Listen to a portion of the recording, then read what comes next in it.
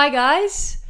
So it has been about 6 months since I started tutoring for section 2 of the GAMSAT, and I have learned many things along the way that are going to help me in my GAMSAT, which is coming up in a few days now. I'm sitting on the Monday, and hopefully that is helping you guys with your section 2 of the GAMSAT. I've been tutoring a bunch of you now. I've been meeting some amazing people. I've been learning from you guys as much as you guys have been learning from me. And I feel very lucky and very grateful and very privileged to be able to share that with you for free on this platform. That's what I'm here to do on YouTube, to try and help you guys save your section 2 marks after having scored 80 the first time when I sat for the first time in March last year. So today, seeing as it's crunch time and you guys are probably nervous and freaking out as much as I am about probably being underprepared, good for you if you're not, I thought I would just run over the top 10 tips that I have for section 2, just in case you need some quick solutions to save your section 2 mark for next week. So if you're new here, keep watching, hit the subscribe button if you haven't already, like this video if you like it, and yeah, let's get right into it and see how we can save our section 2 marks.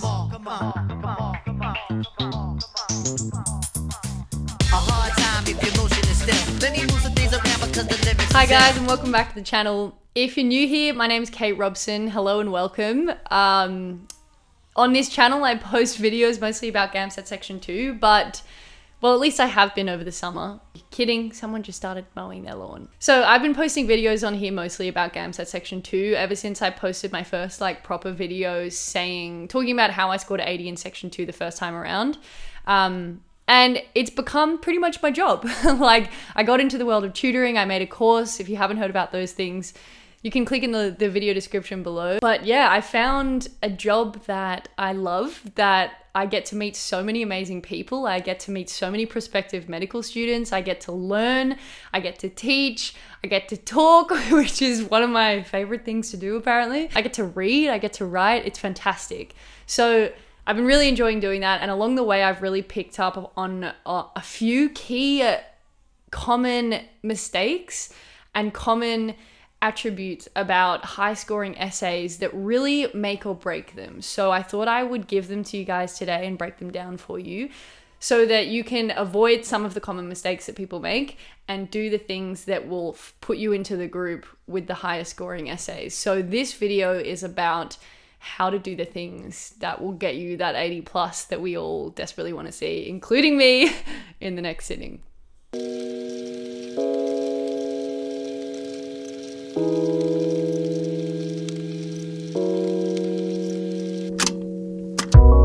So the first tip that I have for you is about honing in your scope and focusing your domain. If you don't know what a scope is the framework through which, or the lens through which, you are approaching your piece of writing. So it's kind of like the focus of the essay, where you are dedicating your essay to addressing. It's probably best explained like this. The GAMSAT quotes are often very vague. They're about something super broad or abstract, like government or power or wealth or love or hate. All of these really abstract and broad concepts that could mean very different things to very different people, which is probably why they have selected to go with that sort of prompt interpretation sort of style, because with so many people sitting the GAMSAT, everybody's going to have their own interpretation of it, which is good. It means that people's essays will be different. However, the problem is that because these scopes pertain to something so broad often, it can incline us to also write very broadly. And with an 800-word essay, that can cause some difficulties because it's very difficult to look at all of government in 800 words, all of the governments around the world, and all of the types of governments around the world in 800 words and really do them justice. So when you're honing in your scope and selecting your domain and focusing your domain, try and pick somewhere, someone, or sometime more specific. I usually in my introduction will say something like, the GAMSAT one that everybody loves is modern Western democracies, or Western democratic countries. I don't know why. Everybody loves doing that in the GAMSAT. I'll probably use that in one of my essays maybe. So you can use that one. Otherwise, you can say in Australia. You can even say in Sydney, in China, in Brazil, or wherever you were born or have spent some time in. It really doesn't matter, but so long as you pick a location or a certain demographic to address, suddenly your scope and your domain are much smaller and much more focused. So you'll probably more likely be able to make some more accurate points if you've focused your domain.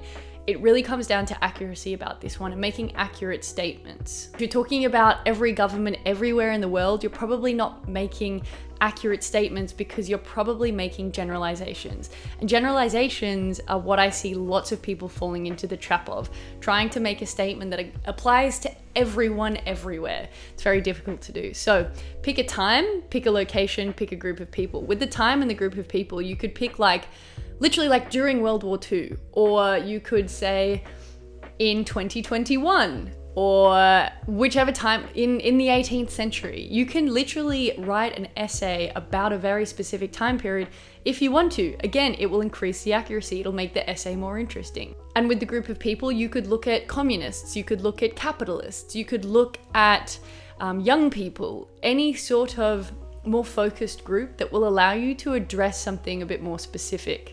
Of course, the trap with honing in your scope too closely and focusing on something too specific is that you don't respond to the prompt and you sway too far from where the prompts are trying to take you. So the way to solve that problem is just by referring to the prompts every now and then, using the language from the prompt. So if they've used the word government and power, you might want to chuck those in every kind of few sentences, and make sure that your thesis is still focused on the overall theme at hand, as ACER suggests there is one, but you can decide where you want to take that essay yourself. So have a think about where you can base it, where you can base the focus of your essay, if there's a time frame you'd like to look at, and if there's a certain group of people, it could be even a country or a nation or a certain type of ideology or something that you want to address. But honing in your scope really helps avoid problems with vagueness, broadness, and making inaccurate statements.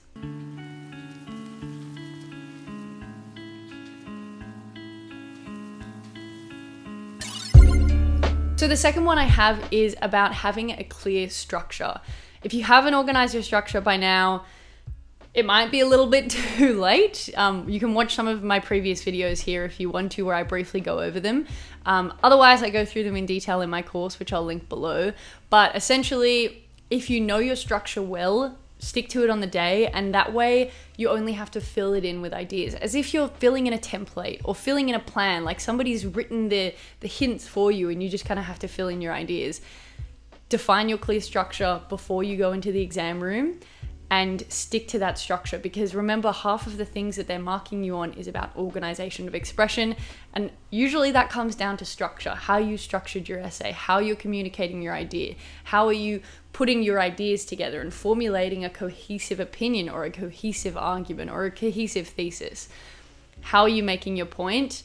What does it look like? How does it sound? How is it easy to read? Is it easy to digest and understand as a reader? Do I know where you're starting and where you're ending?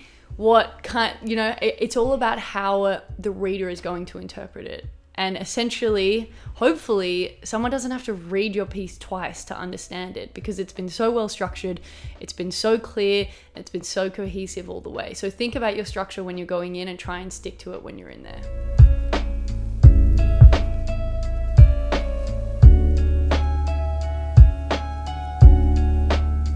Okay, so my third tip is about striking a nice balance between using an academic and a casual tone. This is something that I think I've come to realize is important in GAMSAT essays that seems a little less obvious, but I think if you can nail it, then it really makes a difference in terms of the reader's engagement and how enjoyable it is to read your piece. So naturally, when you're writing GAMSAT essays, you should try and not be too informal. Like, you want to come across academically, ideally like an art student, as if you have some background in communications or the arts. So use academic language, use sophisticated language, use sophisticated sentence structure and the way that you're forming your sentences. When you use sophisticated and academic language, then your ideas might come across as more complex, the quality of your ideas might be marked a bit higher, and your general communication skills will probably be highly regarded, which is the overall goal of section 2. However, one thing that I also see is that people can be a little too academic. If you're one of my students, you're probably thinking, yeah, this might be me, but I see a few people doing it. Sometimes we can err a little too far on the side of sounding academic and formal and rigid, so much so that it comes across as bland or a bit boring or a bit too serious. So instead, in terms of if it's a spectrum and this is being too casual and this is being too academic and formal sounding, honestly, sit somewhere like 3/4 of the way. Maintain an overall academic tone that isn't too casual and informal, that you'll come across as flippant or immature, but include little moments of being casual, using humor, using fairly simplistic language. Using that sort of stylistic device, that sort of tonic device, will help your writing come across as more engaging to understand, more enjoyable in general. It will kind of give the reader a break and be like, oh yeah, look, we're not all smart all the time. We don't always have to use sophisticated long words, but we can have a bit of fun with our language as well to improve readability and improve how easily your piece will be understood.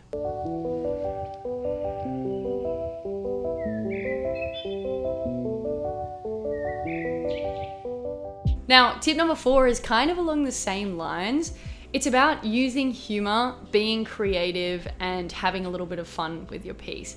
I could have put this one a little bit lower down the list, but I think it's really important. When I go into that exam room, especially for task B, I'm going to be thinking about how I can use humor to excite the reader, to make my piece a little bit more uplifting or inspiring, or just so the reader can let their guard down.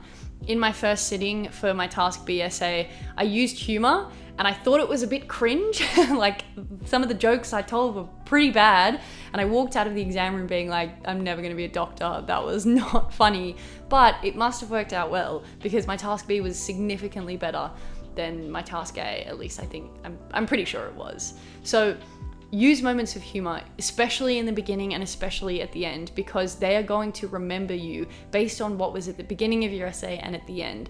So make a good first impression and make a good last impression. Use some humor, try and be funny, show your personality in that way, have some fun with it, and be creative with the way that you're telling your story. You can do this in task A in argumentative style as well if you want. Maybe you want your hook to start off with something kind of humorous or lighthearted.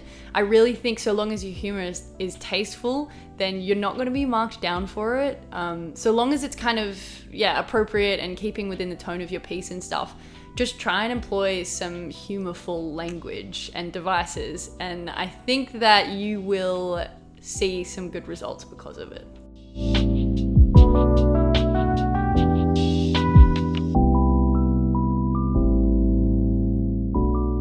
So the 5th one is about using political and philosophical language. Now, this is just a theory that I have, but a lot of the essays that I've turned into ACER and a lot of the essays that my students have turned into ACER that I've seen use political and philosophical language. Now, the risk with this is that you're using language that you don't understand, and that can lead you into a bigger problem, which is about writing stuff that you actually don't really know much about and then making stuff up and waffling and saying the wrong things. So use political language so long as you know what it means and where it comes from and what it's actually doing and saying. Political language might be stuff like capitalism, communism, fascism, socialism, etc., etc., etc., all of these sorts of political ideologies and political theory. And philosophical language might be something like utilitarianism, rationalism, consequentialism, Kantianism, all of those other isms. But if you use kind of those ideologies, you might want to talk about ethics and morality. This sort of language will put you in the box, in the group of people in the GAMSAT that are talking about more higher order concepts. So try and include some political and philosophical language. A good way to do that is to honestly make your theses and your body paragraph points about something political, task B or task A. If you include something like a political point or a philosophical point, it's much easier to use this sort of language. So think about how you can make your essay political or philosophical, or something that's a little bit more higher order, that you can through which you can analyze the world in a more complex way.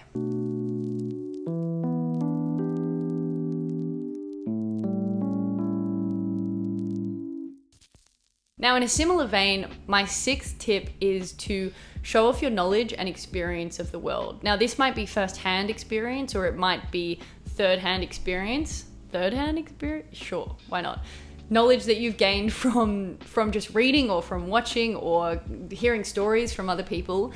If you use this knowledge about the world, or use this experience that you've had in the world in different cultures, in different times, in different time zones, in different countries, then you'll be able to show your complexity as a human being, which will ultimately contribute to their idea of you, which will hopefully make them inclined to give you a better mark. If they can see that you have different experiences, that you're from a diverse background, that you've gone out into the world and done different things, or if you show them where you've come from and show them what you've learned about the world, either through uni or just your own life experience, then and put that in your essays, then they'll get to know you more, which is ultimately probably the goal of these essays, right? They want to judge you on your ability to communicate. And your ability to communicate comes from who you are as a person and what experience that you have had over the years. One of the reasons I'm able to communicate in the way that I am is because I'm practicing, well, first of all, on YouTube, but also because I've studied a communications degree. I've studied how to communicate. And a bunch of other things, I went traveling, blah, blah, blah. So all of these experiences have contributed to my knowledge about the world and contributed to me as a person and my personality and everything that makes up myself. So show them who you are, show them what you've been through, show them what you know, and really kind of like shove it all in their faces, just so they know how interesting, how insightful, how experienced you are. But also, if you're not experienced, that's okay too. Maybe you just have some knowledge about the world, but so long as you show them what you've got and how you think, I think that's the most important thing.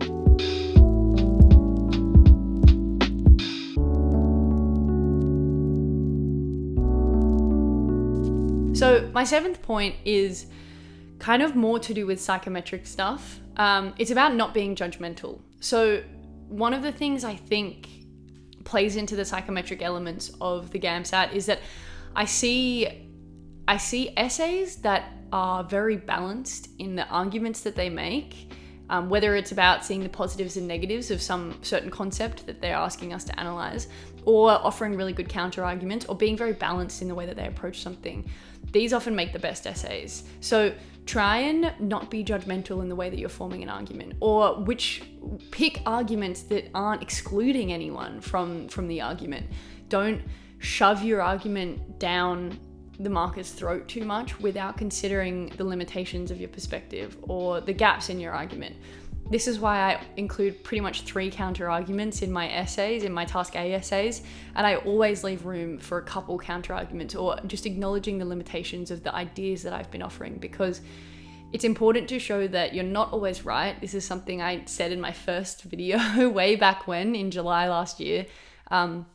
It's important to show that you're not always right, because you're going to be dealing with patients, ideally when you're a doctor, that come from different backgrounds, different experiences, and different viewpoints, and they might think differently to you. So if you can show that your ability to reason with other sides of view, to acknowledge other people's perspectives respectfully, then I think that will come across well psychometrically to ASA.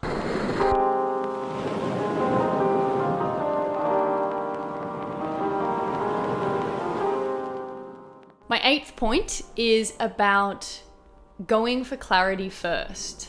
Clarity is about clearly communicating your argument rather than trying to sound too sophisticated and too smart.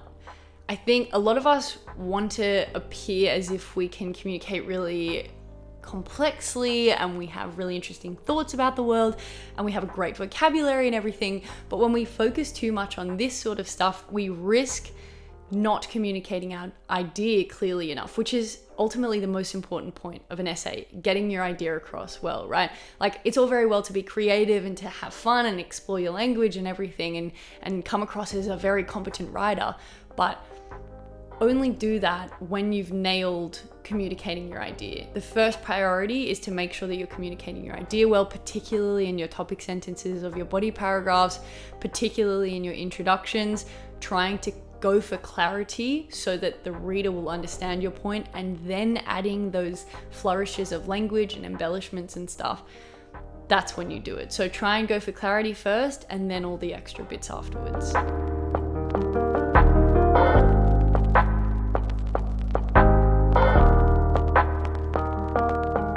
Okay, so my 9th and second last point is about finishing your essays. Now, I know that the time frame on GAMSAT essays is very, very small. We have about 30 minutes to write 2 full essays, which is already ridiculous, and it's just ACE's way of sorting through, the people that can write fast and that can't. However, that really tests your ability to be a doctor, maybe about thinking quickly, who knows.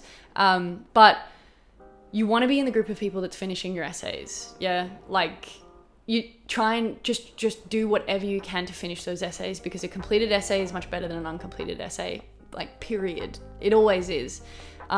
So do what you can to get those conclusions out. Make sure that you're pushing yourself on the day to really, really finish those essays. Get them both out.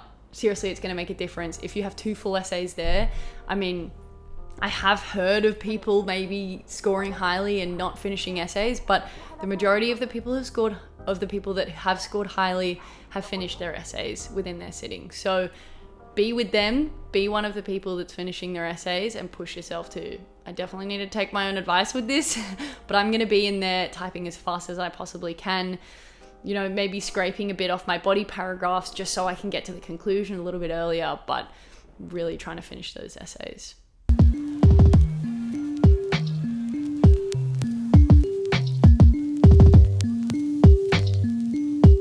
Now, the last point, and tip number 10, is something that I just wanted to bring back from my first video way back when in July about how I scored 80. And it's still my favorite tip to this day, because I left the GAMSAT and I got my mark thinking this right from the heart.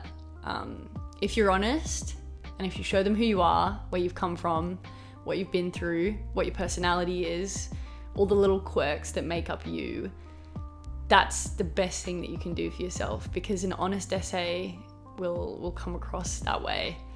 The closer you can get to crying or laughing out loud, or feeling as much as you can, feeling passion towards your piece, the better it will come across, Try and go in there and write the truest piece that you ever have.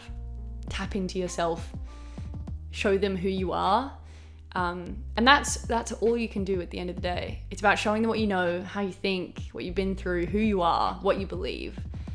In section 2, that's what written communication is, because those qualities will ring through and true to when you're a doctor. So do yourself a favor, go in there and write honestly, find your passion, even if you hate writing, and just be honest. Yeah, that's my final tip. All right, well, that's all I have. Naturally, this will be my last video before the GAMSAT, and I might take a little break after the GAMSAT. I think I'll still work as a tutor. I might post more GAMSAT videos for September, for people sitting in September, based on what I've learned. But I think I'll take a little bit of a break, recollect, play basketball, catch up on uni and things. And then I'm gonna start making some videos about other stuff as well, maybe particularly basketball, but who knows? This has been so fun. I love this chapter of my life. I started this YouTube channel, found a job, helped you guys, you amazing people out there, learned so much from it and grew so much, and now I'm happy with where I am. Yeah, so thank you for for supporting me and for commenting. Every comment that I read, I try to reply to. You guys are amazing. You're so supportive. Thank you for your Instagram messages and for reaching out to me and showing me the support that you have, because I hope I have supported you in the same way. That's what I'm just trying to do. I'm just trying to do a solid for you guys so that we can make this journey a little bit easier. So yeah, thank you so much again. I love you guys. Good luck for your exams. Good luck for your GAMSATs. I hope I've helped you prepare. If you're not, that's okay. You can always do it again, but trust yourself, believe in yourself that you can do it this time, and go in there and write the best essays of your life. All right, enough. That's it. Go home. Good luck. Thanks for watching. Hit subscribe, and I'll see you guys for the next video very soon. So girls, move it around. If you see your main dog, get the brother a pound and just come on, just breathe, stop, for real, and give it what you got, just